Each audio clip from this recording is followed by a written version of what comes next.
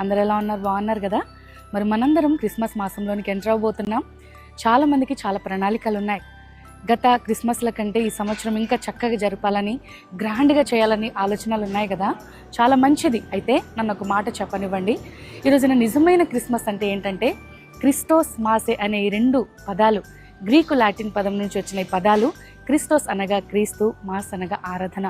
క్రీస్తుని మనస్ఫూర్తిగా ఆరాధించడమే క్రిస్మస్ అని నేను చెప్తాను. చాలా పండుగలు మరి కొన్ని ప్రాంతాలకే పరిమితమై ఉంటాయి. కొన్ని పండుగలు మనం ఆంధ్రాలో జరుపుకునే పండుగలు తెలంగాణలో జరగవు.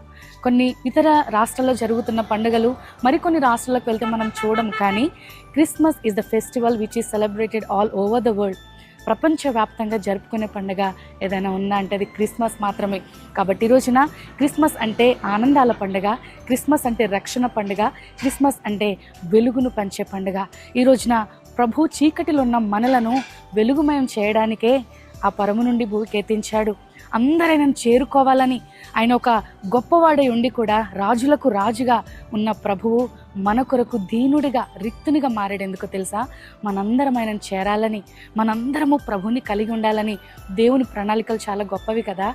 అయితే ఈ రోజున ప్రియ స్నేహితులారా, క్రిస్మస్ అంటే ఒక ఆచారపూర్వకంగానే మనం జరుపుకోవడం కాదు, కానీ అనేకులకు క్రీస్తును పంచబిడలముగా, ఆనందాన్ని పంచబిడలముగా, నువ్వు ఏదైతే క్రీస్తును కలిగి ఉన్నావో ఆ యొక్క క్రీస్తు ఆలోచనలు, క్రీస్తు ప్రేమను ఇతరులకు పంచబిడలముగా మనం ఉన్నప్పుడు నిజమైన క్రిస్మస్ ఆనందించగలుగుతాం.